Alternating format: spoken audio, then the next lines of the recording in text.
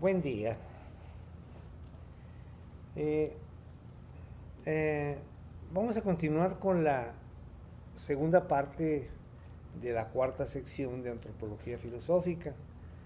Es sobre la finitud y trascendencia del hombre.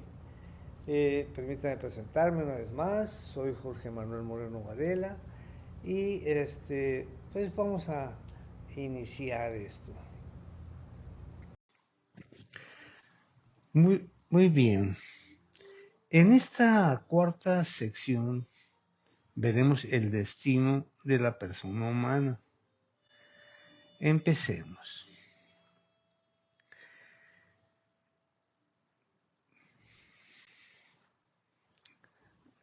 Aquí tenemos el índice y que consta de 4 temas: la muerte e inmortalidad, valor de la muerte, el deseo de eternidad, más allá de la muerte.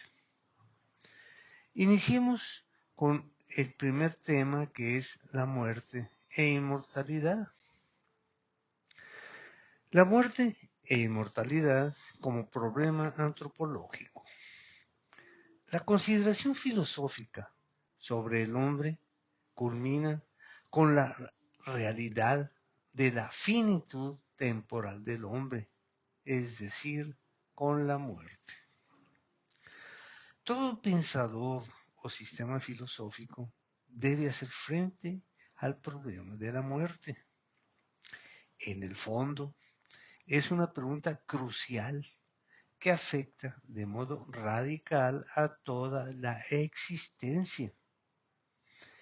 El tema de la muerte viene a ser una piedra de toque de toda antropología. No se puede prescindir de este hecho si queremos tener una idea cabal de lo que es el hombre.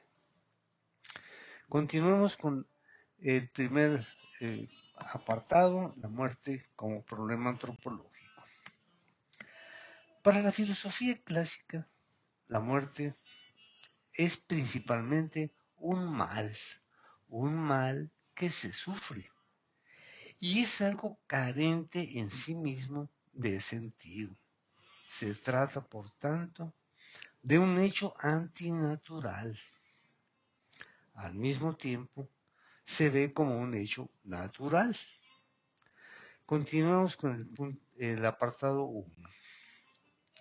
En metafísica, el mal no se entiende como una cosa o sustancia, sino como una carencia o privación de bien.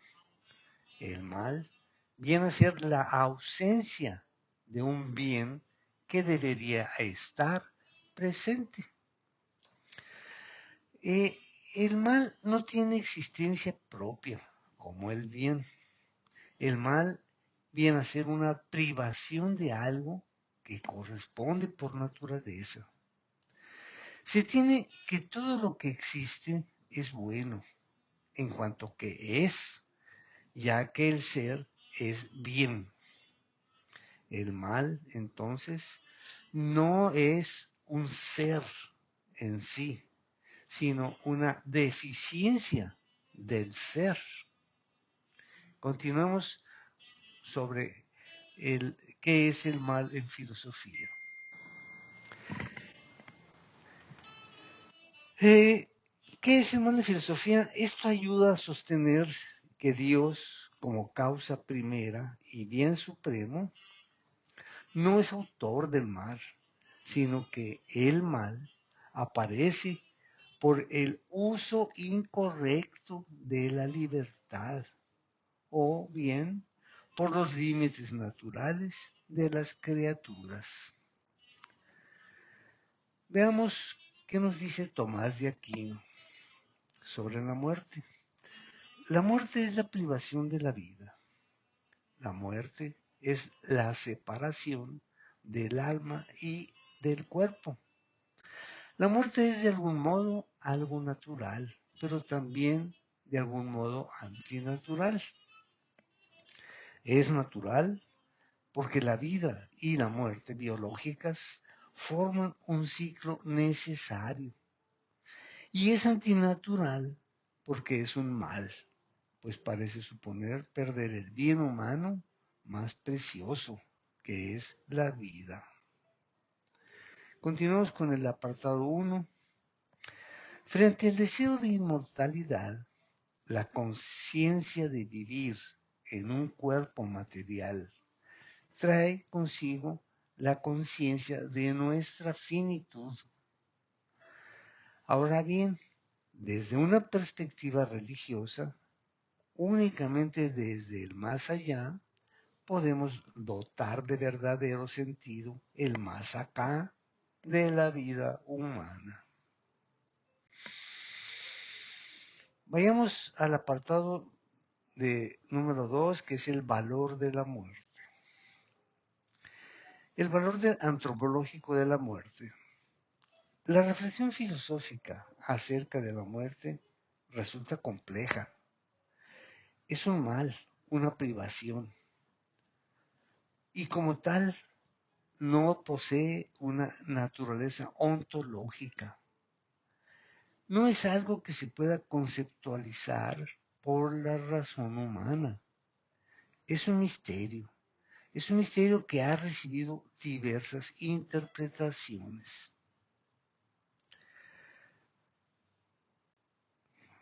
Pasemos al apartado 3, el deseo de eternidad.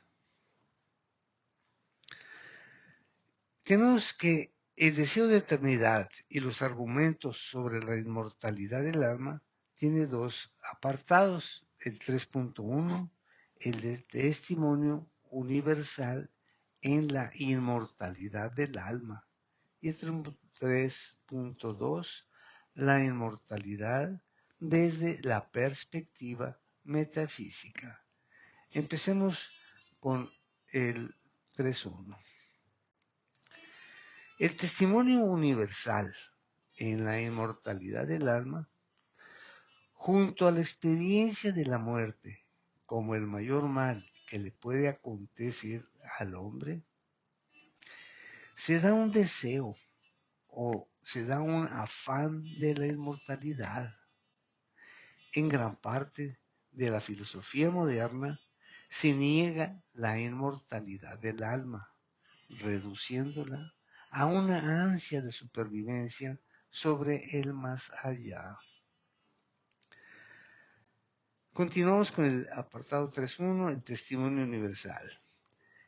Quienes admiten el hecho de la inmortalidad del alma y la subsistencia humana en el más allá de la muerte, niegan su demostrabilidad por medio de la razón.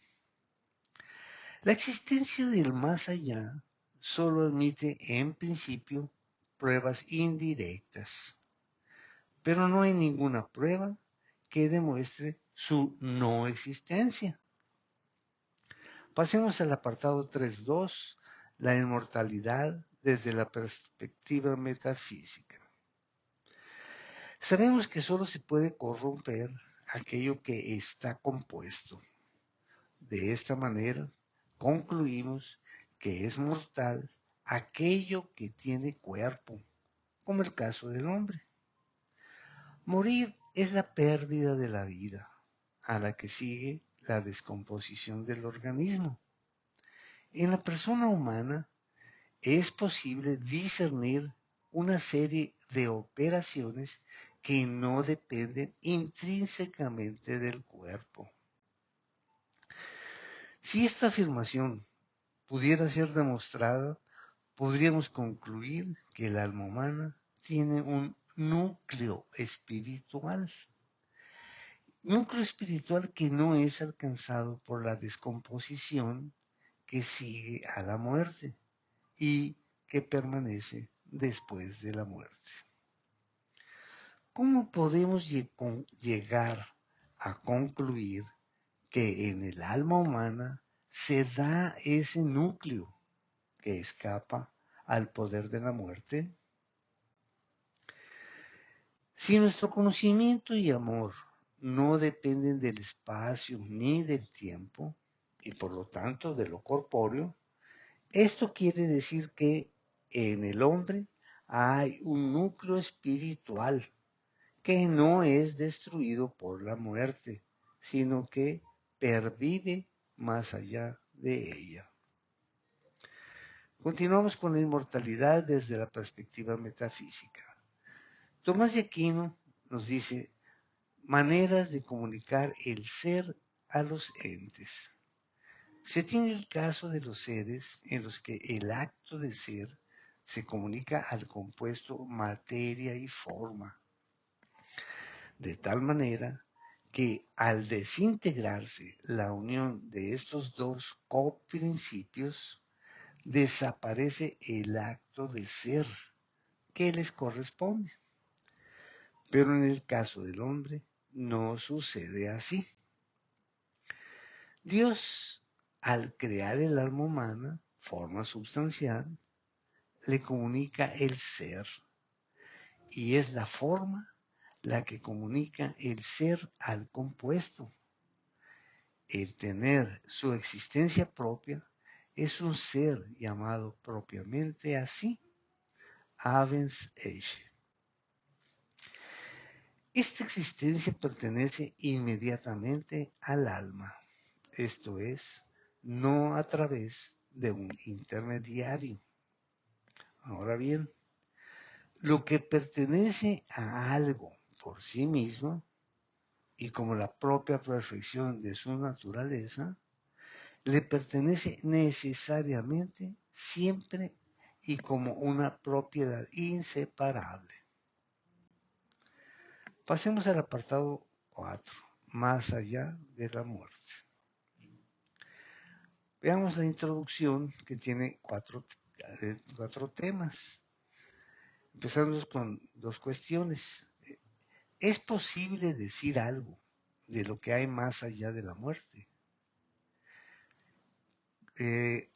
¿Cómo es la vida después de esta vida? Estas preguntas nos encaminan a la cuestión del destino de la persona humana. Si la muerte es la última palabra, tendría razón Heidegger al tratar del hombre como ser para la muerte.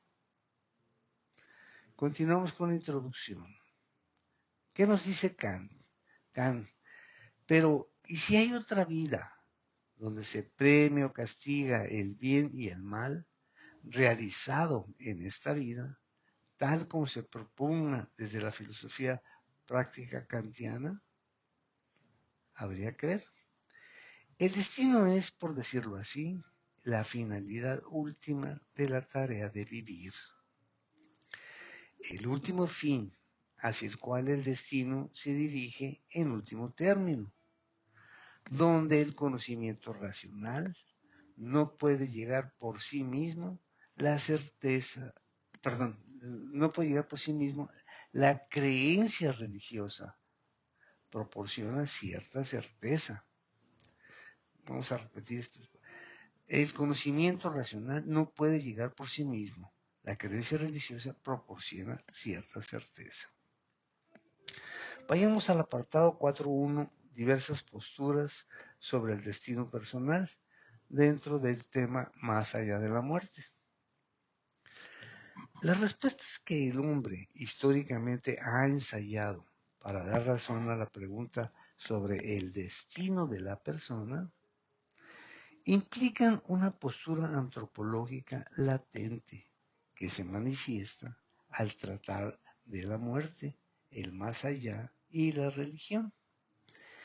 Estas respuestas, de manera sintética, han sido a través del materialismo, del agnosticismo y de la trascendencia. Empecemos con el materialismo. Vamos a iniciar con la postura del inciso A, el materialismo y lo que de él se deriva. Para el materialismo, la persona humana se reduce a su ser material. El problema con esta postura, tenemos que en el caso de Epicuro, nos dice El correlato complementario del vitalismo es la postura según la cual el tomar conciencia de la presencia de la muerte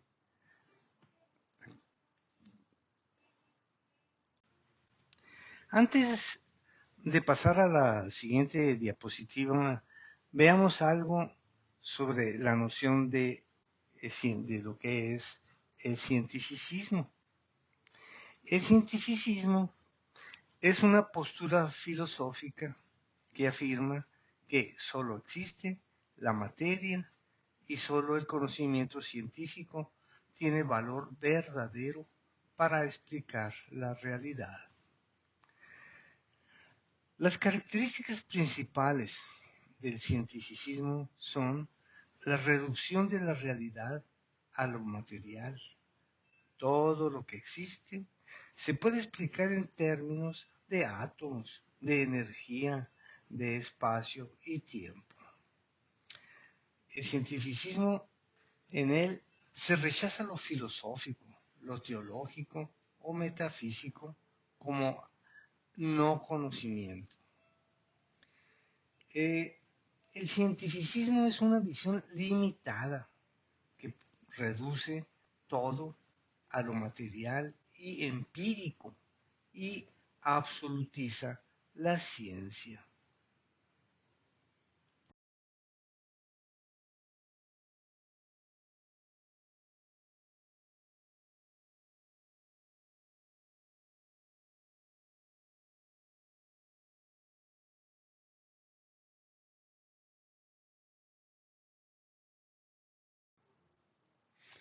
Muy bien.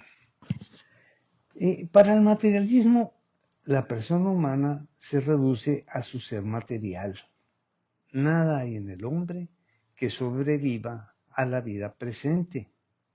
Por eso, después de la muerte hay nada. El problema con esta postura es que solo se puede mantener desde el materialismo cientificista, que es un supuesto metodológico y no una conclusión racionalmente demostrada es que solo se puede mantener.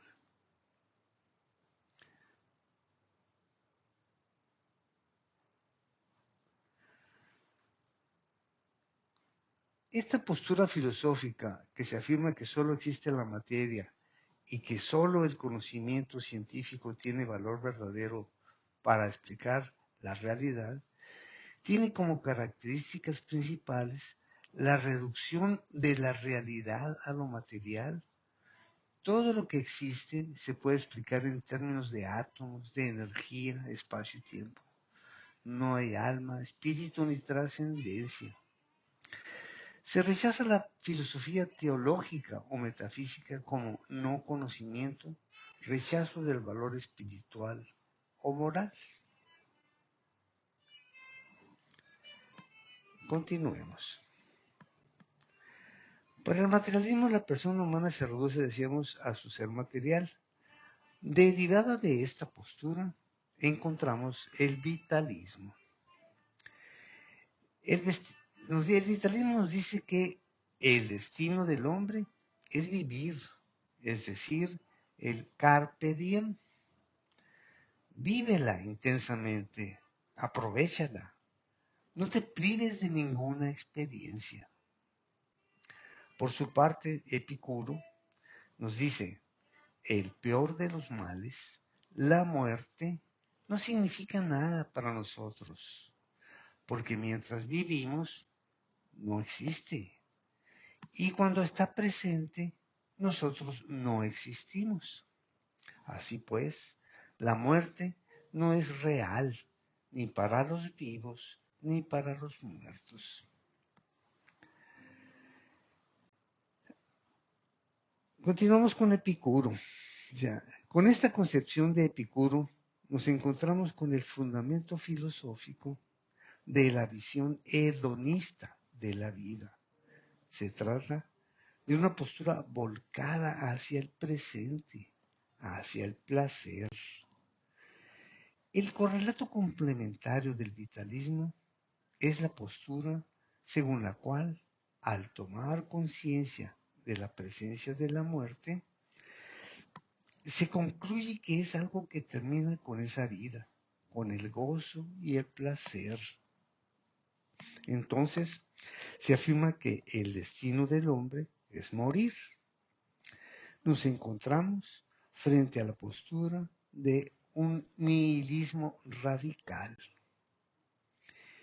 Respecto al nihilismo, tiene como consecuencias la desesperación, el pesimismo, la amargura, etc. El nihilismo comparte con el materialismo y el vitalismo la negación del más allá. Y nos dice, la muerte es la última palabra de la vida personal. De las posturas, continuamos con el agnosticismo. El agnosticismo, esta postura es ambigua, pero frecuente en la sociedad actual, como veremos al final de esta presentación, con datos estadísticos. El agnosticismo se puede ver como una variante del materialismo, pero se acepta al menos la duda de un más allá de la muerte. En la actualidad, la actitud agnóstica se une al cientificismo y se puede formular así. La pregunta al final, ¿qué será de mí?, carece de sentido. Es una expresión de un cierto sentimiento de miedo, sentimiento de incertidumbre por el futuro ultraterreno. Veamos la noción de trascendencia antes de pasar a la siguiente diapositiva. ¿Qué es trascendente? Trascendente se refiere a todo aquello que va más allá del ser humano, tal como se manifiesta en la existencia material o biológica del ser humano. Es decir, la trascendencia apunta hacia una realidad superior, absoluta o última, que no se agota en lo empírico o en lo sensible. Veamos a continuación a ver las posturas de la trascendencia. El destino del hombre es un tipo de vida más allá de la muerte. Eso nos dice la trascendencia. La trascendencia da por hecho, de un modo u otro, la supervivencia del alma después de ella y la existencia de Dios. De manera natural, se abre al hecho religioso. Veamos el índice del punto 4.2 sobre la vida después de esta vida. La muerte es un mal. Si el espíritu humano es incorruptible e inmortal, explicación de la religión cristiana, la unidad substancial del hombre, la inmortalidad del alma, exige la futura resurrección de los cuerpos. Conocemos el cuerpo terreno, el origen y destino del hombre, y la antropología filosófica choca ineludiblemente con sus límites. Empecemos con la muerte es un mal dentro del apartado 4.2, la vida después de la muerte, de esta vida. La muerte es un mal que puede padecer la persona en esta vida y por eso nos repugna. Si el espíritu humano es incorruptible e inmortal, la experiencia de la muerte es para él necesariamente antinatural. No parece natural que el hombre muera, puesto que hay en él algo que no puede morir. La muerte acaba con la persona, pero no acaba con el espíritu. La religión cristiana proporciona la explicación de que la muerte no es un mal absoluto, sino es un mal relativo. Se trata de una pena, de un justo castigo, un mal no previsto originalmente, pero que hemos de sufrir para restaurar el orden primordial que ha sido quebrantado por nosotros. Así la muerte pasa a tener un carácter medicinal propio de las penas. La religión cristiana proporciona la explicación de que la muerte no es un mal absoluto, sino relativo. Con ello se suaviza y deja espacio a esa esperanza de inmortalidad cuando se acerca a ella. Si la falta original consistió en que el hombre se rebeló contra Dios, el dolor y la muerte son el castigo consiguiente. Todo lo que hagas te será devuelto en el más allá. La religión cristiana siempre ha creído esto. Pasemos al apartado o al tema la unidad sustancial del hombre. Un cuerpo espiritualizado o un espíritu encarnado se muestra aquí como la perspectiva filosófica adecuada para resolver el problema planteado en algunas religiones. Estamos hablando de la unidad sustancial del hombre. Pasamos a ver la inmortalidad del alma exige la futura resurrección de los cuerpos. El alma se une naturalmente al cuerpo porque es esencialmente su forma. El estar sin el cuerpo es contra la naturaleza del alma. Nada contra la naturaleza puede ser perpetuo. Luego, el alma no estará separada del cuerpo perpetuamente. Es lo que el cristianismo enseña.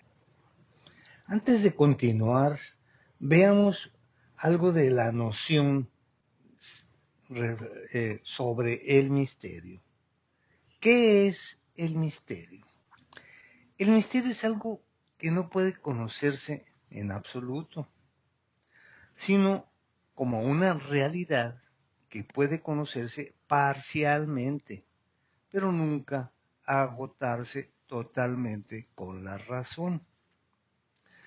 De donde venimos, no solo biológicamente, sino como personas espirituales, remite a un origen que no es totalmente reducible a causas físicas. Es un misterio abierto a la metafísica y la teología de dónde venimos. El misterio significa que aunque podemos saber algo del origen y del destino del ser humano, estos aspectos permanecen en parte envueltos en una profundidad que la razón sola no agota. No agota y por tanto se abren al misterio, entendido como una realidad densa de sentido que invita a la contemplación, no a la ignorancia. Muy bien, continuemos con el apartado 4.2, la vida después de esta vida. Conocemos el cuerpo terreno, desconocemos el cuerpo resucitado.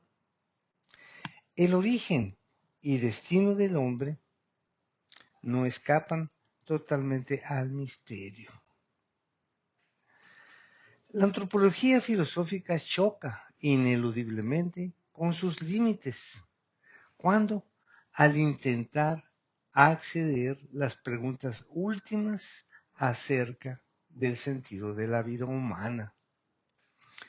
Es entonces cuando la persona humana, sabedora de su ignorancia acerca de lo radical, está en condiciones de abrirse naturalmente a la revelación de Dios en la historia del hombre. Con la diapositiva anterior hemos terminado la parte 2 de la sección 4. De hecho, hemos terminado esta serie de videos, de 9 videos, sobre la esencia del hombre y de su obrar. Gracias.